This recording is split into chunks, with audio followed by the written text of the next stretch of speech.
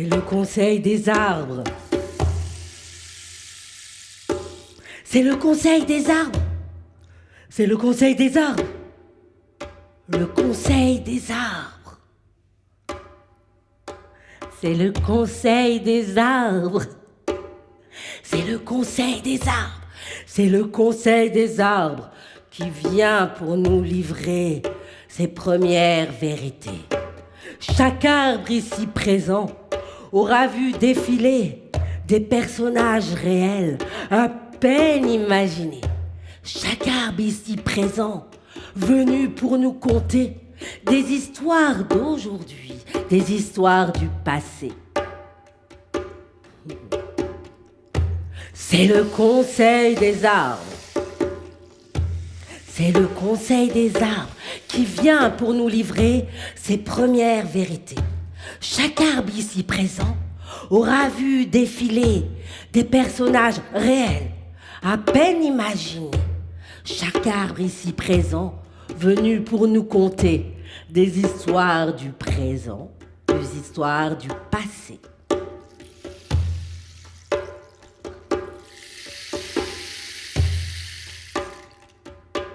C'est le conseil des arbres.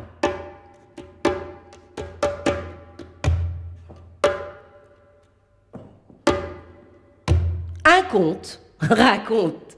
Il était une fois, il est toujours.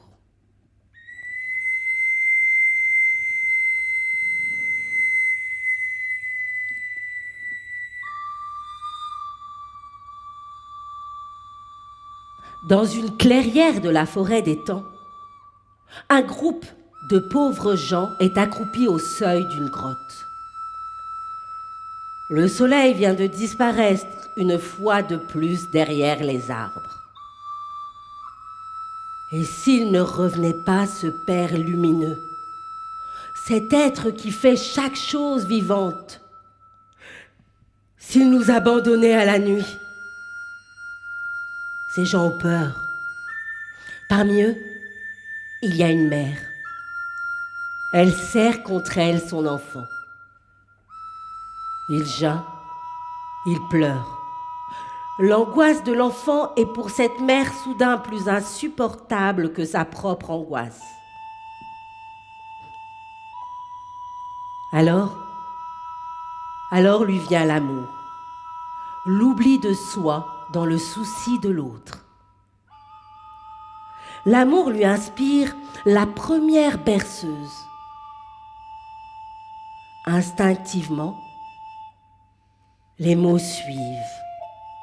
Les premiers furent sans doute « Il était une fois », murmure fragile mais rassurant. Ainsi naquit le premier conte. Là, pour faire sourire la nuit et pour faire reculer la peur.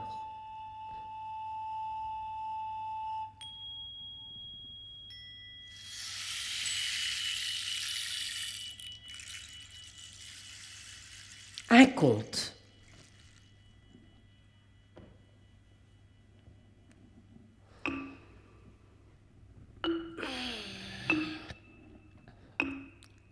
Il trônait sur la place du village, offrant à tous et à toutes une ombre bienveillante lorsque brûlait le soleil. Il trônait sur la place du village, un arbre avec 2 branches identiques en tout point. Sur chacune des branches, des fruits identiques en tout point. Des fruits joufflus, ronds et luisants au soleil. Il trônait sur la place du village. Hommes et femmes aimaient se rassembler sous ses branches. Souvent, une main se tendait pour saisir un fruit, mais immédiatement, l'adulte s'arrêtait dans son mouvement. lorsque la main de l'enfant s'approchait vers un magnifique fruit joufflu. Jamais, jamais l'enfant tu ne goûteras à ces fruits. Car l'homme savait et il ne savait pas. Il savait qu'à ces branches identiques pendaient des fruits dont l'un était des fruits de vie et à l'autre branche les fruits de mort. Semblables en tout point, des fruits dont la pulpe succulente pouvait nourrir hommes, femmes et enfants. Semblables en tout point, des fruits dont la pulpe gorgée de poison pouvait donner la mort. Les hommes savaient cela, mais ils ne savaient pas quelle était la branche qui portait les fruits de vie et quelle était la branche qui portait les fruits de mort.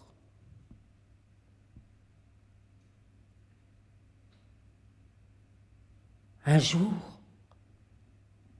la sécheresse sévit sur tout le village, dans tout le pays. Plus un seul grain à engranger. Après la sécheresse, vint la famine, terrible. Hommes, femmes et enfants maintenant se traînaient jusqu'à l'arbre, tremblants de froid, tremblants de chaud. Hommes, femmes et enfants tendaient des mains décharnées vers les magnifiques fruits offerts par l'arbre. Mais immédiatement leurs gestes s'arrêtaient car ils ne savaient pas quels étaient les fruits de vie et quels étaient les fruits de mort. Bientôt, hommes, femmes et enfants allaient mourir ici, sur la place du village. Au milieu de ces gens étendus, là, attendant la fin, un corps s'est levé, fragile, des jambes tremblantes, une voix peu assurée s'est élevée. Ami,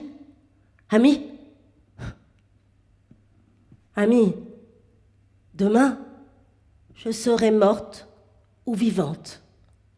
Mais demain, vous saurez quelle est la branche qui porte les fruits de vie et quelle est la branche qui porte les fruits de mort. Une femme parmi la foule s'est élevée.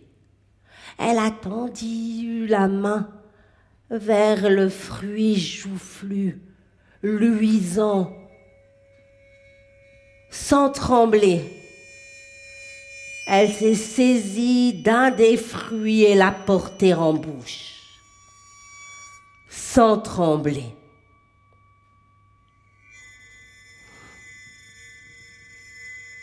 Alors, le jus semblable à du miel a glissé dans la gorge de la femme. Alors, la pulpe la nourrit mieux qu'aucun grain moulu. Maintenant, tous savaient. Maintenant, ils savaient quelle était la branche qui portait les fruits de vie et quelle était la branche qui portait les fruits de mort. Alors, hommes, femmes, vieillards et enfants ont fait bombance sous l'arbre aux deux branches identiques. Chacun s'est repu. Chacun a savouré le fruit et tous s'en revinrent à la vie.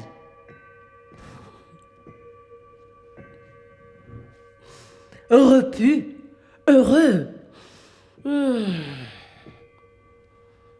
Ils ont admiré l'arbre et une voix s'est élevée. Amis, comment se souvenir à jamais? Comment se rappeler? Oui, comment savoir quelle est la branche qui porte les fruits de vie Et quelle est la branche qui porte les fruits de mort?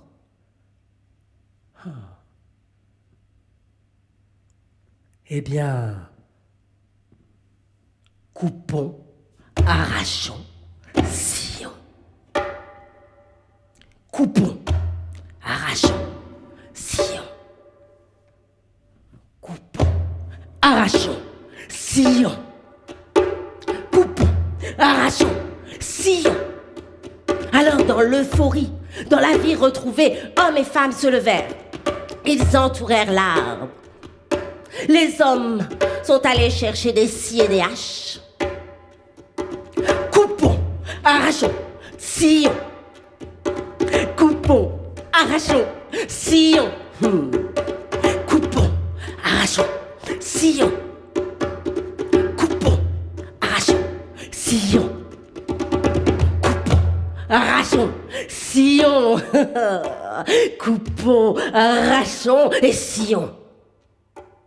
Bientôt, la branche qui portait les fruits de mort se trouvèrent au sol. Elle était là. Un patriarche s'est approché et y a mis le feu. Coupons, arrachons, scions. Coupons, arrachons, scions. Coupons, arrachons et scions. Dans la joie revenue, la vie enfin présente, la branche portant les fruits de mort à bas. Hommes, femmes, vieillards et enfants allèrent se coucher.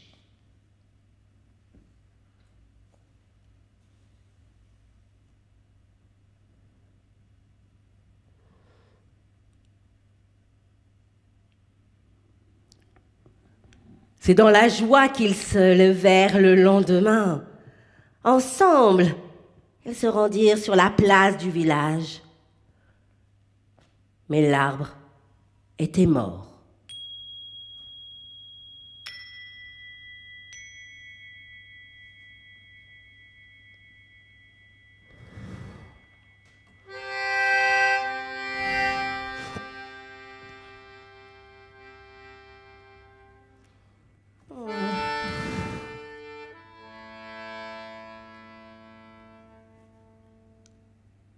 Conte, compter, à compter.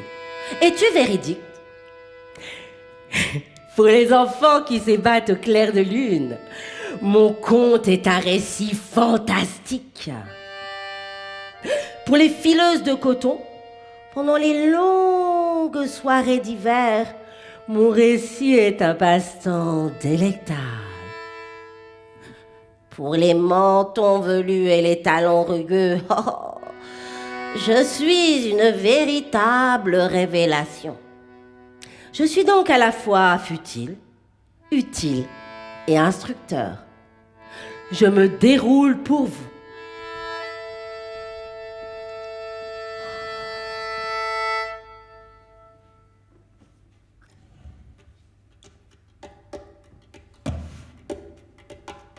Commère et compère hyène. Commère hyène et compère lièvre suaient eau et sang sous le lourd soleil d'Afrique. Chacun était parti tôt le matin pour chercher de quoi miam miam, bien sûr, mais il faisait chaud, chaud. Et soudain, commère et compère avisèrent un énorme baobab ventru.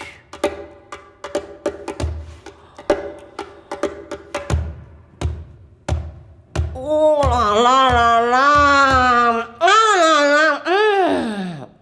Oh baobab! Oh là là là là, baobab! Baobab! Que ton ombre est bienfaisante, baobab! Oh, comme c'est agréable! Hein? Oh là là! C'est vrai, Baobab. Ton ombre bienfaisante est tellement agréable par cette chaude journée. Oh là là là là là, tu l'as dit, hein, ton père lièvre, hein? Ah ouais, ça fait du bien. Oh là là, parce qu'il fait chaud. Oh là là. Oh oh! Commère et compère. Oh! Vous trouvez mon ombre bienfaisante, mais que direz-vous lorsque vous aurez goûté à mes feuilles? Et un, deux, des feuilles vinrent se poser aux pieds de compère lièvre. Oh, baobab! Ma foi, ces feuilles sont succulentes. Et une feuille au pied de commère lièvre. Oh là là là là, baobab! Oh ouais, c'est super bon, hein. Oh là là, tes feuilles, elles sont rafraîchissantes, baobab. Oh, c'est bien. Merci, baobab. Oh oh!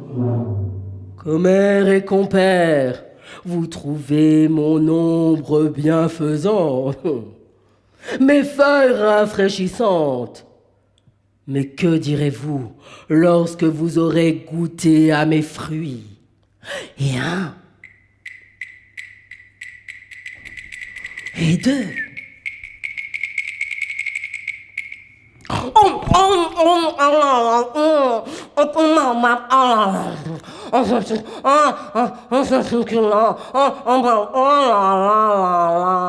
C'est vrai, baobab, tes fruits sont succulents. Oh oh! Commère et compère, que direz-vous lorsque vous aurez vu les trésors qui se cachent en mon sein? Et dans un bruissement étrange, un craquellement, le ventre du baobab s'ouvrit en deux, livrant devant le regard ébahi de commère et compère toutes sortes de trésors. Miel, jus, fruits, fleurs, de quoi se substanter pendant des jours, que dis-je, pendant des années. Commère et compère allèrent se précipiter dans le ventre du baobab. Oh oh! Commère et compère, une chose. Vous pourrez à chaque fois venir vous rassasier dans mon ventre. Mais jamais, jamais vous ne devrez livrer mon secret à haute voix. Entendez bien. À chaque fois, vous devrez dire doucement la formule suivante. Baobab. Baobab, arbre qui parle, livre-nous tes trésors. Cette formule sera chuchotée, évoquée. Et alors, je vous livrerai mes trésors. Mais,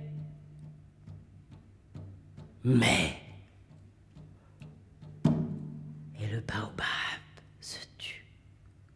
Commère et compère profitèrent des trésors du baobab.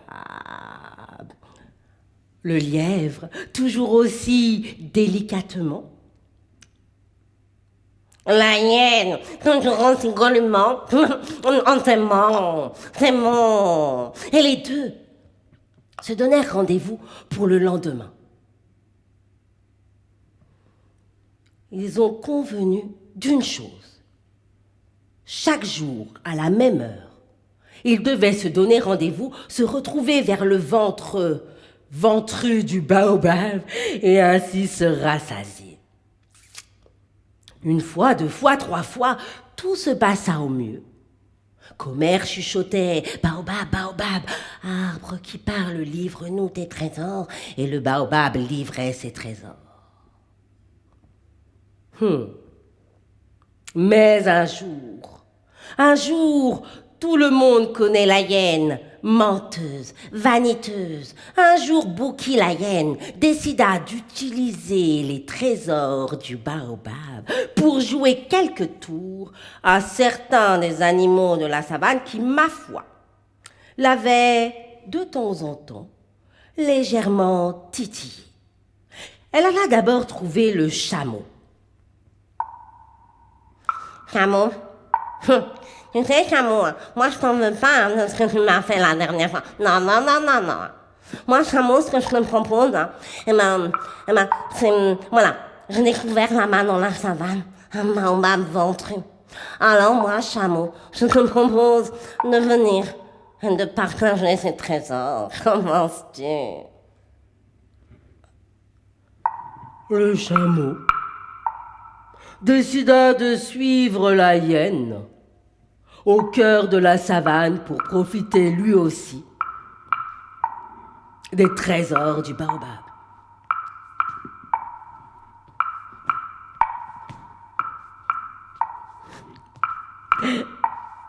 En chemin, Bouki la hyène expliqua au chameau que le baobab, ma foi, était un peu dur d'oreille. Qu'il fallait donc hurler. Baobab, baobab, arbre qui parle, livre-nous tes trésors. Arrivé auprès du baobab, le chameau s'approcha et de sa plus belle voix: Baobab, baobab, livre-nous tes trésors.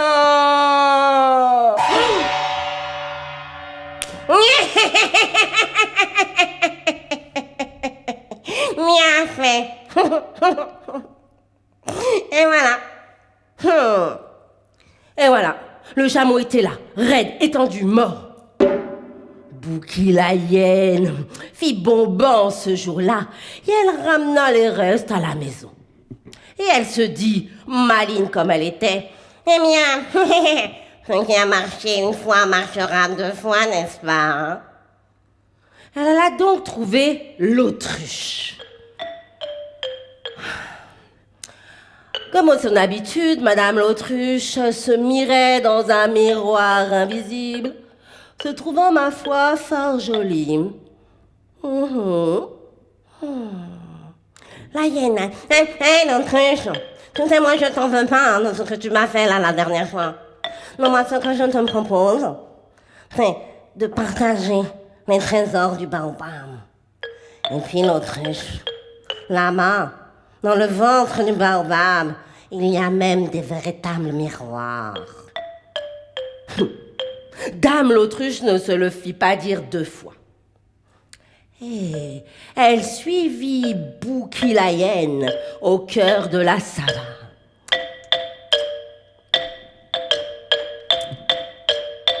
C'est qu'elle se déplace un peu toujours comme ça. L'autruche, on ne sait jamais. Au cas où un photographe passerait par là.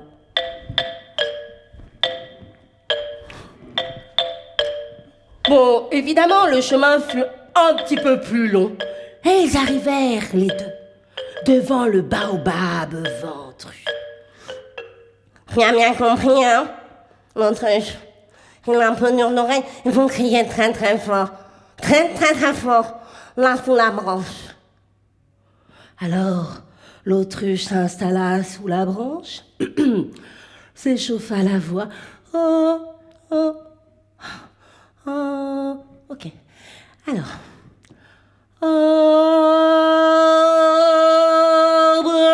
qui parle. Et une branche s'abattit sur la tête de l'autruche. Paf!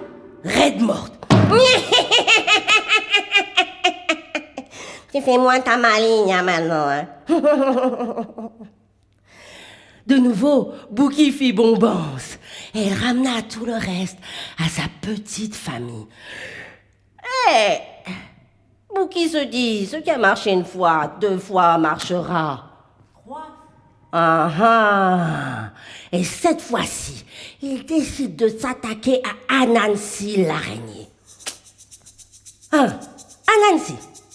Anansi, cela fait des années, des générations et des générations qu'elle répand dans toute la savane, qu'elle répète à tout le monde que Bouki la hyène est stupide. Eh bien, elle va voir. Bouki alla la trouver. Nancy l'écouta. Bouki insista. Nancy hésita. Bouki insista et insista encore.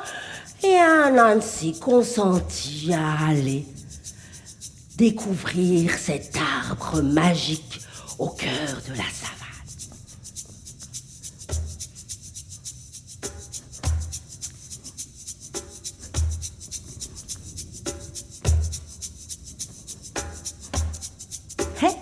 Nancy et Bouki. Nancy. Et voilà Nancy sous l'arbre qui parle. Elle a bien écouté les consignes données par Bouki. Et Nancy s'approche. Baobab. Baobab.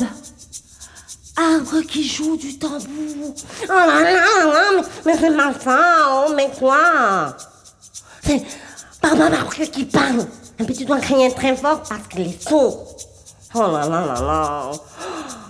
Excuse-moi, Bouki. Alors, Baobab, arbre qui danse. Oh là là, mais qu'est-ce que t'es stupide alors, c'est pas ça. Excuse-moi, mais je sais plus donner de lettres. Alors, Baobab. Mais qu'est-ce que t'es stupide alors, t'es complètement bête ou quoi? Oh là là. Et Bouki a crié tellement fort que c'est sur sa tête que la branche s'est abattue. Oh! Bouki la hyène a la tête dure. Elle est restée plusieurs heures allongée là comme ça. Mais elle n'est pas morte. Nancy, elle s'en est retournée, raconter à tous dans la savane à quel point Bouki était stupide. Alors, lorsque Bouki s'est réveillée, elle avait la tête toute aplatie. Et c'est pour ça qu'aujourd'hui, les hyènes ont la tête plate. Bon, maintenant je vais arrêter, elle s'est dit. Oui. Non, elle s'est dit que ça suffisait. Mais elle avait toujours un petit problème. C'est qu'à chaque fois qu'elle devait se rendre auprès du baobab, elle devait parcourir des kilomètres et des kilomètres à travers la savane. Et qu'après, si elle devait ramener de quoi manger à sa famille, tout ça, c'était vraiment, vraiment, vraiment fatigant. Alors, Bouki décida d'aller voir le baobab. Et là, lui vint une idée magnifique. Baobab, grimpe sur mon dos.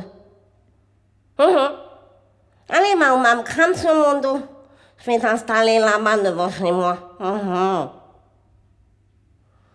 Et là, le baobab a sorti une de ses racines. Puis une deuxième. Et une troisième. Une quatrième.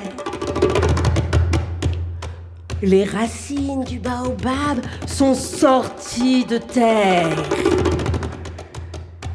Et l'énorme baobab ventru s'est laissé tomber sur le dos de Bouki la hyène. Oh là là! Oh, qu'il est lourd! Oh là là! Oh, qu'il est lourd! Oh là là! Oh, qu'il est lourd! Qu'il est lourd! Qu'il est lourd! Oh, qu'il est lourd! Oh, qu'il est lourd! Qu'il est lourd! Qu'il est lourd! Oh, qu'il est lourd! Oh. Oh, qu'il est lourd, qu'il est lourd, qu'il est lourd, oh, qu'il est lourd. Et comme ça, Bouki a avancé péniblement avec le baobab bien lourd sous son dos. Et plus elle avançait, plus son ventre s'affaissait, touchant presque le sol. C'est qu'il était lourd, le baobab.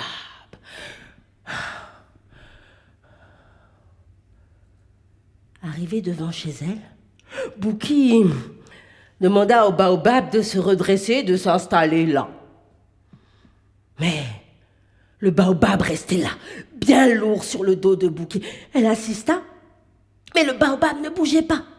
Elle insista encore. S'il te plaît, mais s'il te plaît, je t'en supplie, merci. Tout son vocabulaire de politesse y est passé. Mais le baobab ne bougeait pas. Qui est stupide, mais elle finit par comprendre. Oh, qu'il est long. Qu'il est long. Oh, qu'il est long.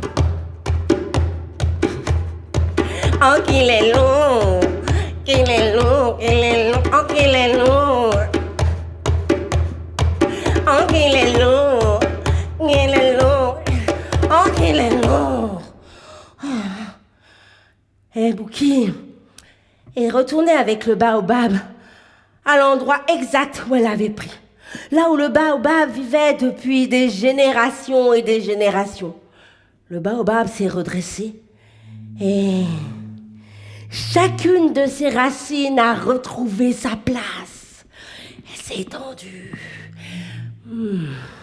Et là, et là, et là. Et puis, le baobab s'est réajusté, redressé fièrement.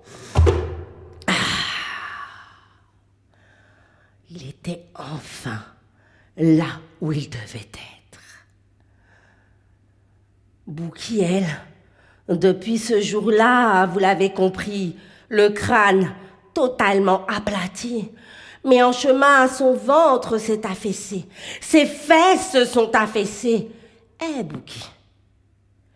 Et depuis ce jour-là, il n'est pas surprenant de croiser de temps en temps des hyènes dans la savane qui courent et qui cherchent désespérément un baobab et qui murmurent « Baobab, baobab, arbre qui parle, livre-nous tes trésors, baobab, baobab, arbre qui parle. » Mais plus jamais les baobabs n'ont livré leurs trésors aux hyènes ou à quiconque.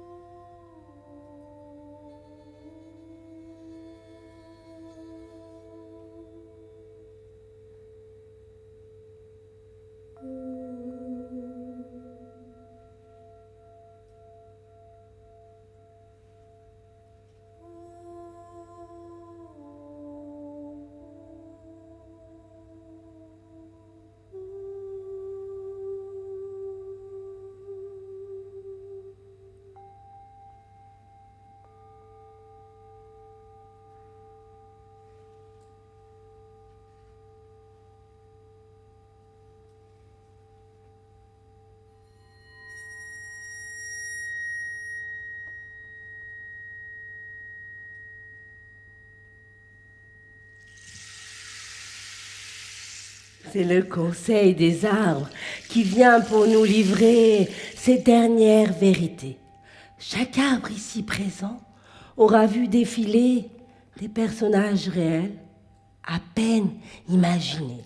Chaque arbre ici présent venu pour raconter des histoires du passé, des histoires d'aujourd'hui. le baobab, le bouleau, l'acacia, tous, le saule et le roseau. Ils ont tous témoigné. Le sapin a raconté. Et puis, un arbre s'est levé. À son tour, il voulait témoigner. Cet arbre-là voulait nous raconter une histoire qui s'est passée il y a longtemps. Mais qu'importe le temps. Il était une fois, il est toujours.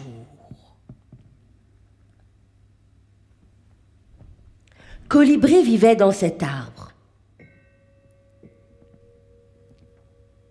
Avec d'autres oiseaux, des insectes de toutes les tailles et de toutes les couleurs. Colibri vivait dans cet arbre et il aimait cet arbre.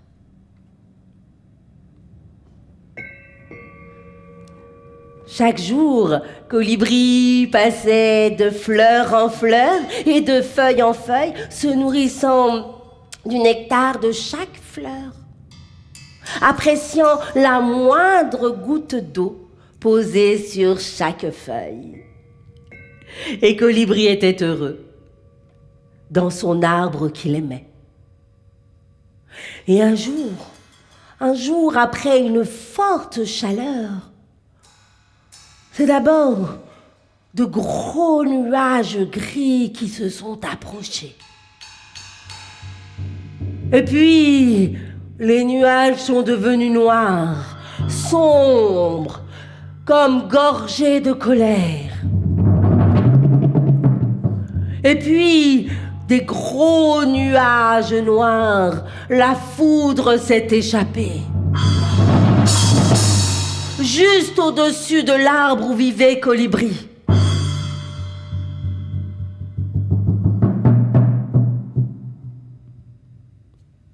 Un éclair est venu toucher une des branches. Et là, une petite flamme d'abord s'est élevée, flamèche dirais-je.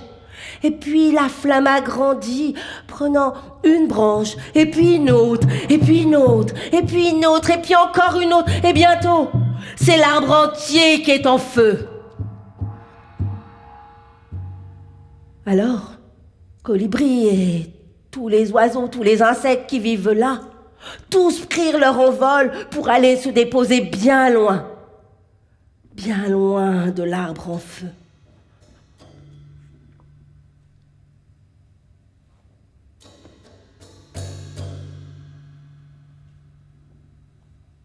Mais Colibri, lui, se dirige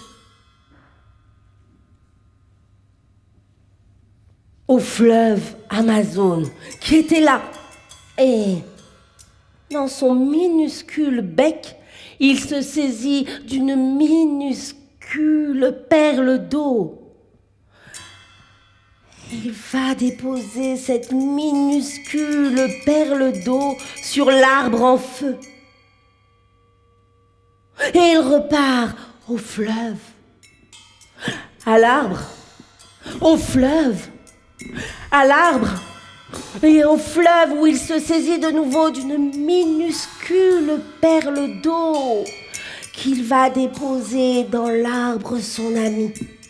De l'arbre au fleuve et du fleuve à l'arbre. De l'arbre au fleuve et du fleuve à l'arbre. De l'arbre au fleuve et du fleuve. Mais que fais-tu, Colibri?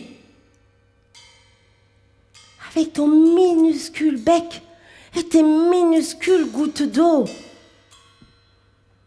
Eh bien, je fais ma part. Je fais ma part, dit Colibri.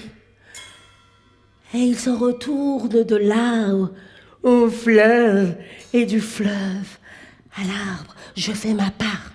Je fais ma part, dit Colibri. Je fais ma part. Je fais ma part. Je fais ma part.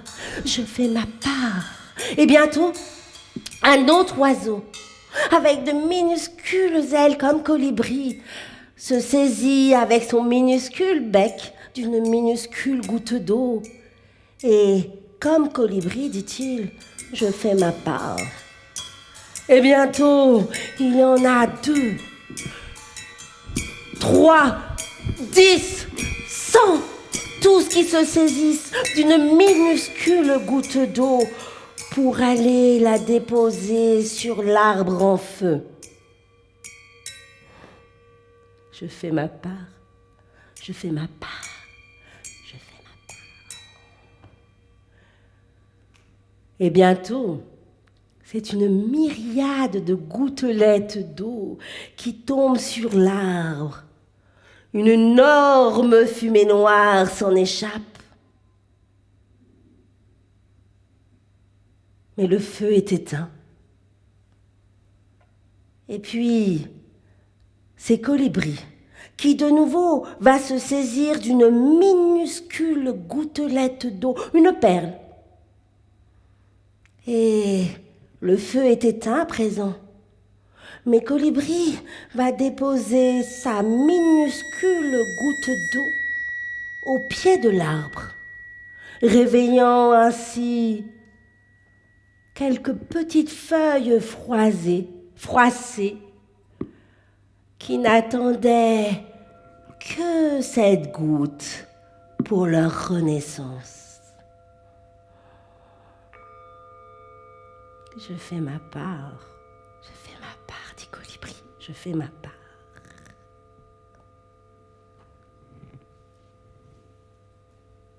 Un conte raconte. Il était une fois, il est toujours. Et ainsi se terminent les contes. Les premiers, je dis bien les premiers qui les auront respirés, passeront, ma foi, une merveilleuse journée.